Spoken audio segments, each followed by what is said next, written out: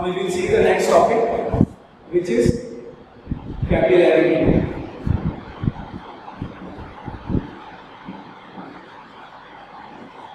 Surface tension पढ़ लिया, surface energy पढ़ ली, अब पढ़ते हैं कैपिलरिटी। इसमें क्या होता है, देखिए डेफिनेशन लिख देता हूं। When a tube of small diameter is inserted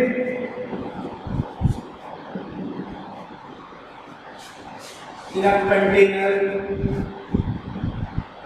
reservoir full of liquid, then rise/fall of water takes place in tube. This phenomenon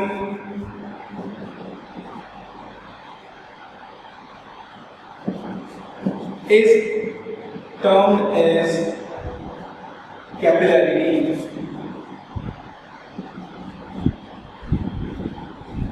ठीक है, एक बार डेफिनेशन को ढंग से पढ़िए।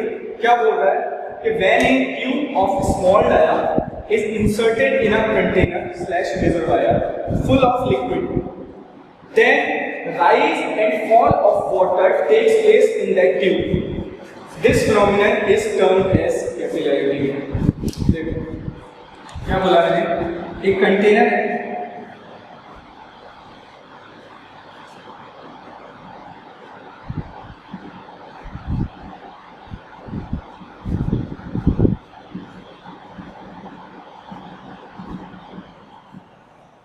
ये कंटेनर है, इस कंटेनर में लिक्विड भरा हुआ है और मैंने एक बहुत ही स्मॉल डायमीटर की एक ट्यूब को इंसर्ट कर दिया इस कंटेनर में।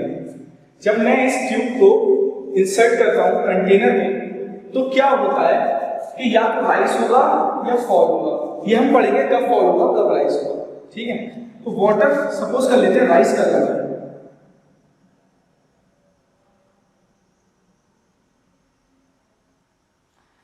राइज कर रहा है, तो ये फिनोमेना कहते हैं कैपिलरिटी। अब रीजन आता है राइज क्यों करता है, राइज क्यों करता है। देखिए ऊपर क्या है, ऊपर क्या है, एटमॉस्फेरिक प्रेशर, एटमॉस्फेरिक प्रेशर। इस ट्यूब में क्या होगा, कुछ प्रेशर होगा, ठीक है, विच इज थोड़ा कम होगा इससे। ऊपर प्रेशर है एटमॉस्फेरिक प्रेशर, यहाँ वाटर मॉलिक्यूल्स हैं, वाटर मॉलिक्यूल्स में क्या होता है, कोहेजन फोर्स होता है। कोहेजन फोर्स के कारण क्या होते हैं, ये पास पास आने की कोशिश करते हैं। ऊपर से प्रेशर पड़ रहा है, क्या होगा, liquid will try to rise. पर राइज करने की एक शर्त है कि जो डायमीटर है ये बहुत कम होना चाहिए, ये अप्रोक्सीमेटली 1 mm और 2 mm इतना रेंज का डायमीटर होना चाहिए, देन इट विल राइज। ठीक है, तो ये राइज करेगा, ठीक है। और राइज करेगा तो मैंने आपको बताया था कि जब लिक्विड राइज करेगा इसमें, तो आपको मैंने दो चीजें बताई थी, एक वेटिंग लिक्विड्स और एक होता है non waiting liquids. Waiting liquids क्या थे, जिसमें एडिशन ग्रेटर था कोहेजन से। एडिशन क्या होता था, attraction force between different molecules, तभी तो पानी उस गिलास की सतह पे फैल जा रहा था। क्यों, क्योंकि गिलास के मॉलिक्यूल्स और वाटर के मॉलिक्यूल्स में अट्रैक्शन हो रहा था ज्यादा। क्योंकि अगर वाटर के मॉलिक्यूल्स में अट्रैक्शन ज्यादा होता तो वाटर कभी उस पे स्प्रेड ही नहीं होता। तो वाटर चढ़ा और क्या कर रहा है, इस गिलास की ट्यूब को क्या कर रहा है, वेट कर रहा है। तो जैसे जैसे ये वाटर इस गिलास की ट्यूब को वेट कर रहा है, वैसे वैसे इस ट्यूब के अंदर जो प्रेशर है वो क्रिएट हो रहा है, डिक्रीज, मतलब प्रेशर डिक्रीज हो रहा है इस ट्यूब के अंदर। और कब तक ये पानी चढ़ेगा, अच्छा एक लिमिट तक ही तो पानी चढ़ेगा, ये तब तक पानी चढ़ेगा जब तक जिस हाइट पे जो इस ट्यूब के अंदर जो प्रेशर है वो इस हाइट पे ट्यूब के बाहर जो प्रेशर है वो बराबर नहीं हो जाते, ये तब तक ये राइज करेगा वाटर। ठीक है, कितनी हाइट तक, राइज करेगा, ये कब तक राइज करेगा, जब तक इस ट्यूब में डिक्रीज इन प्रेशर हो रहा है। क्यों डिक्रीज इन प्रेशर हो रहा है? क्योंकि ये वाटर जो है वो इस ग्लास की सरफेस को वेट कर रहा है, तो पानी चल रहा है, प्रेशर डिक्रीज हो रहा है, डिक्रीज हो रहा है, डिक्रीज हो रहा है, डिक्रीज हो रहा है। एक पॉइंट ऐसा आएगा कि डिक्रीज होते होते एक हाइट पे प्रेशर क्या हो जाएगा, उस हाइट पे जो बाहर प्रेशर है उतनी हाइट उतने प्रेशर के बराबर हो जाएगा, तो उसमें पानी चल जाएगा। अब वाटर तो चढ़ गया, मैंने अभी सरफेस टेंशन बताया था। सरफेस टेंशन में क्या होता था कि जो वाटर की लेयर एटमॉस्फेयर के कांटेक्ट में होती थी, उस लेयर की सरफेस पे मॉलिक्यूल्स में जो नेट फोर्स होता था वो बैलेंस नहीं होता था, नेट फोर्स जीरो नहीं होता था। और नेट फोर्स की टेंडेंसी क्या रहती थी, उस बूंद को डाउनवर्ड हैंग करने की कोशिश करती थी, जिसके कारण सरफेस टेंशन की वजह से वो जो सरफेस थी हमें कैसी दिखाई देती थी, हैंग सरफेस। तो इस ट्यूब में इस सरफेस पे कुछ इस तरीके से वो फाइनल सरफेस ऊपर का दिखाई देगा, और इस सरफेस पे दिखाई देगा तो ये क्या होगा, सरफेस टेंशन। इसी सरफेस टेंशन के कारण ये तो ये ऊपर वाली सरफेस हमें कैसी दिखाई देगी, इस तरीके की दिखाई देगी। ठीक है, ये हो गया कैपिलरिटी का कॉन्सेप्ट। अब देख लेते हैं इस ट्यूब को इधर निकालने। देखो ये आ गया, सपोज कर लो ये वाटर चल रहा है इसके, इस वाले पोर्शन को मैंने मैग्नीफाई कर दिया, ठीक है, इस वाले पोर्शन को मैंने मैग्नीफाई कर दिया है। ये h हाइट तक मेरा लिक्विड चढ़ गया। ऊपर वाली सरफेस कैसी हो गई, कुछ इस तरीके की हो गई, due to surface tension. Surface tension कुछ इस तरीके की हो गई।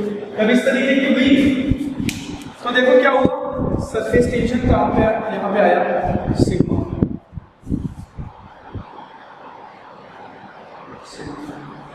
और इसने ग्लास की ट्यूब के साथ सपोज करो थीटा एंगल बनाया। इस टेंसाइल फोर्स ने, जो कि मेरी वाटर सरफेस की टॉप पे है, उस लेयर ने ग्लास की जो वर्टिकल ग्लास की ट्यूब है उसके साथ थीटा एंगल बनाया। अब आप देखो कि ये मेरी ट्यूब मैं सपोज कर लेता हूं कैपिटल आर रेडियस की एक ट्यूब है जिसका डायमीटर मान लेता हूं मैं कैपिटल डी, ठीक है। इस ट्यूब की रेडियस है स्मॉल आर और डायमीटर है कैपिटल डी, और इस ट्यूब में जितना पानी एच हाइट तक भरा है उसका वेग इसके सेंटर ऑफ ग्रेविटी से काम कर रहा होगा और वो वेग ऊपर कर देगा, सपोज कर लिया। अब कोई तो रीजन होगा जो इस ट्यूब में ये वाटर स्टैंड करेगा। कब स्टैंड करेगा, इस सरफेस टेंशन के कारण स्टैंड कर रहा है ना। तो अब इस W को बैलेंस करना है, कोई भी चीज बैलेंस होगी तभी तो वो इक्विलिब्रियम में रहेगी। इस W को बैलेंस करने के लिए कुछ वर्टिकल कंपोनेंट आ रहा होगा ना जो इस W को बैलेंस कर रहा होगा, और वो वर्टिकल कंपोनेंट क्या होगा, sigma cos theta. Sigma cos theta, और किस पे लग रहा होगा ये पूरे इस पेरीमीटर पे लग रहा होगा। ये सी बात है, इसको बड़ा करके देख लेते हैं। देखिए यहाँ पे देख लीजिए, ये ऐसे करके वाटर सरफेस होगा और ऐसे करके क्या लग रहा होगा, और जगह sigma cos theta, sigma cos theta, यहाँ पे भी सिग्मा कॉस थीटा। पूरे पेरीमीटर पे क्या लग रहा होगा, सिग्मा कॉस थीटा लग रहा होगा। और यही सिग्मा कॉस थीटा जो इस पेरीमीटर पे लग रहा होगा, वही तो इसके वेट को बैलेंस करना होगा, तभी तो ये वाटर स्टैंड हो पाया इस पाइप में। तो बैलेंस करके देख लो, सिग्मा कॉस थीटा लग रहा है कितने में, 2 पाई आर पे सिग्मा कॉस थीटा लग रहा है। और ये किसको बैलेंस करना है, weight of water in the tube. तो देख लो W बराबर क्या होता है, mg, m बराबर क्या होता है, rho v into g, where v क्या होता है, वॉल्यूम। इस ट्यूब में वाटर का वॉल्यूम कितना है, वॉल्यूम कितना होता है, a इंटू h। एरिया क्या होगा, पाई आर स्क्वायर, और हाइट कितनी है h। तो ये हो गया वॉल्यूम। इतने वॉल्यूम पे ये इतना वॉल्यूम मेरा इस ट्यूब में। अब देखो मैं इसको क्या कर लेता हूँ, इक्विलिब्रियम में कर लेता हूँ, इसको रब कर देते हैं। W बराबर था रो Vg, मैंने रो की वैल्यू पुट करी। रो किसका होगा, वाटर का, डेंसिटी ऑफ वाटर, क्योंकि वाटर लिया है मैंने, मल्टीप्लाई V क्या है, पाई आर स्क्वायर H और G आएगा इसमें। यहाँ से देखो क्या क्या चीजें कैंसिल आउट हो सकती हैं, पाई से पाई कैंसिल आउट हो जाएगा, आर से आर कैंसिल आउट हो जाएगा, इज एनीथिंग लेफ्ट, नो। अब मुझे फाइंड करना था कितना पानी चला, H फाइंड करना है मुझको, तो H विल भी क्या होगा 2 sigma cos theta upon rho G R। This is the formula for rise of liquid where the tube is inserted in a container full of water। ये H यानी ये हाइट जो हमारी कैपिलरी ट्यूब में rise होगी, ये formula बहुत important है, we will use this formula directly in numericals। ठीक है, अगर D की टर्म्स में देखा जाए, then this formula transform into 4 sigma cos theta upon rho G D upon rho G D। ठीक है, ये आप लोग नोट कर लीजिए, फटाफट इसको रख कर देता हूँ।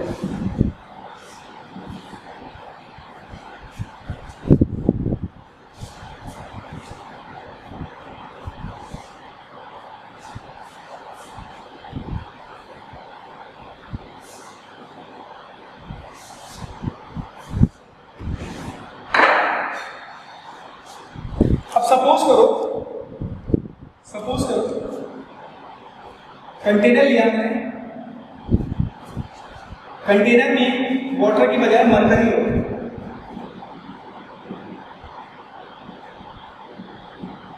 वाटर की बजाय क्या हो मरकरी। इसकी डेंसिटी कितनी होती है मैंने बताई थी आपको 13.6 × 10⁻⁴। और मरकरी कैसा था, मरकरी ग्लास की ट्यूब के साथ कैसा है, non wetting liquid, non wetting liquid यानी ये क्या करेगा, ये ग्लास को ये कांटेक्ट में, लेस कांटेक्ट में रहेगा। अब मैंने क्या करा, ये ट्यूब इंसर्ट की, क्या होगा,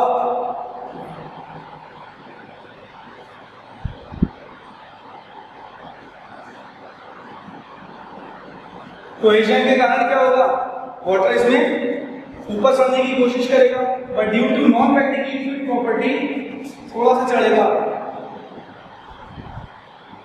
और क्या हो जाएगा, सरफेस कुछ इस तरीके की हो जाएगी।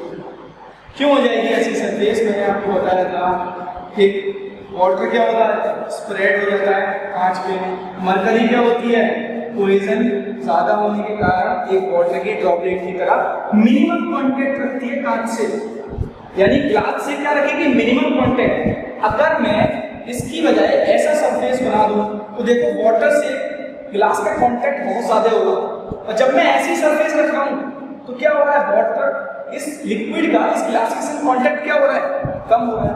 That is the reason why the mercury when rising in the tube takes the shape of this kind. ठीक है, इसी वजह से क्योंकि ये नॉन वेटिंग लिक्विड है, ये ग्लास के साथ मिनिमम कांटेक्ट रखेगा, दैट इज व्हाई ये इस शेप में आ जाएगा। ठीक है, तो राइज एंड फॉल कैपिलरी के कारण हो रहा है। ठीक है, ये मरकरी का केस हो गया। अब मैं आपको कुछ आर्टिकल बता देता हूं बेस्ड ऑन दिस।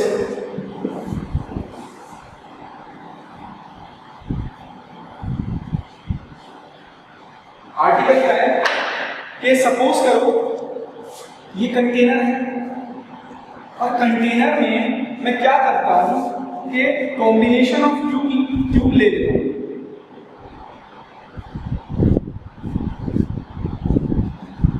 ठीक है, ये एक ट्यूब है जिसमें 2 ट्यूब का कॉम्बिनेशन है, और मैं इसको उठा के किसमें रख देता हूं, सपोज करो इसमें वाटर फिल है, इस कंटेनर में वाटर फिल्ड है।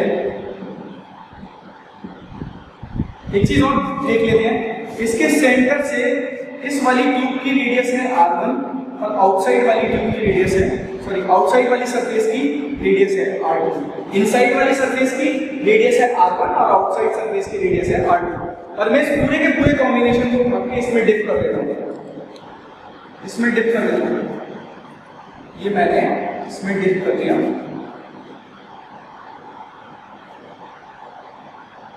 अब क्या हुआ भाई, कैपिलरिटी की वजह से वाटर विल राइज, पानी राइज होगा सब कुछ।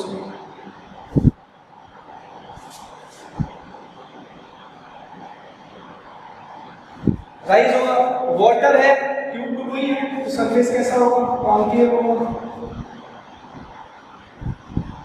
कॉन्केव। जिस तरीके से कॉन्केव होगा तो सिग्मा कॉस थीटा वर्क करेगा, क्योंकि ये क्या है? सॉरी सिग्मा नहीं, ये है थीटा। सिमिलरली यहाँ पे भी क्या होगा? सिग्मा, और ये भी क्या होगा? थीटा होगा। तो अब देख लो, मैं इस ट्यूब का प्लान बनाता हूँ। जब मैं इस ट्यूब को ऊपर से देखता हूँ तो मुझे कैसी ट्यूब दिखाई देगी? एक गोल और एक उसके अंदर, ये देखिए एक बड़ी वाली ट्यूब और एक छोटी वाली, तो कुछ इस तरीके से दिखाई देगा। और ये क्या होगा? यहाँ पे सब लिक्विड भरा होगा, क्योंकि बीच में तो देखो गैप है, खाली है, तो कुछ इस तरीके से दिखाई देगा। ठीक है, अब देखो इस सिग्मा का जो हॉरिजॉन्टल कंपोनेंट है सिग्मा कॉस थीटा, क्या करेगा? इस छोटी वाली पे सिग्मा कॉस थीटा लेगा, यहाँ पे भी देखो, ये भी तो थीटा होगा, तो ये भी क्या होगा? Sigma cos theta. यानी इस दोनों के दोनों पेरीमीटर्स पे, ये यहाँ से था R1 पे और यहाँ से ये था R2 पे, इन दोनों पेरीमीटर पे क्या लगेगा? Sigma cos theta. इसको मैं दिखा नहीं पा रहा हूँ किस तरीके से होगा ये, इस तरीके से sigma cos theta vertical up side में, और इस पे भी ट्यूब में sigma cos theta upward direction में एक्ट करेगा। और नीचे क्या एक्ट करेगा? वेट, इन दोनों ट्यूब में जो पानी का वेट भरा हुआ है वो एक्ट करेगा। तो बस अब मुझे क्या कर देना है? इनको इक्वल कर देना है फॉर इक्विलिब्रियम। देख लो, इक्वल कर देते हैं। Sigma cos theta plus sigma cos theta, ठीक है, सिग्मा कॉस थीटा। इसको बोल देता हूँ R1 2 पाई R1, और ये किस पे लग रहा है? 2 पाई R2 पे लग रहा है, ठीक है। पेरीमीटर पे equals to weight rho, volume कितना होगा? Pi R2 square minus R1 square into H। Height तो H ही है भाई, ट्यूब में मैं H हाइट मान लेता हूँ। कितना पानी चढ़ा? H height. एरिया कितना है? Pi R2 square minus R1 square into H into जी।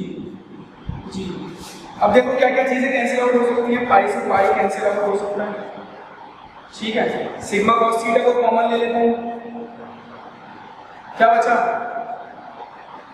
2 sigma cos theta R1 plus R2, यहाँ कितना बचा? 2 R2 minus R2 square minus R1 square क्या हो जाएगा? R1 minus R1 plus R2 bracket R1 minus R2 minus R2 minus R1 into H into G। देखो क्या क्या चीजें कैंसिल आउट हो गई? R1 से एक कैंसिल आउट हो गया। फाइंड क्या करना था मुझे? हाइट, तो H क्या आ जाएगा? H आ जाएगा 2 sigma cos theta divide by rho R2 minus R1 into G। ये भी बहुत इंपॉर्टेंट रिजल्ट है, डायरेक्ट न्यूमेरिकल में यूज हो सकता है अगर कुछ इस तरीके का आपको केस मिले, ठीक है। नोट कर लीजिए आप इसको फटाफट।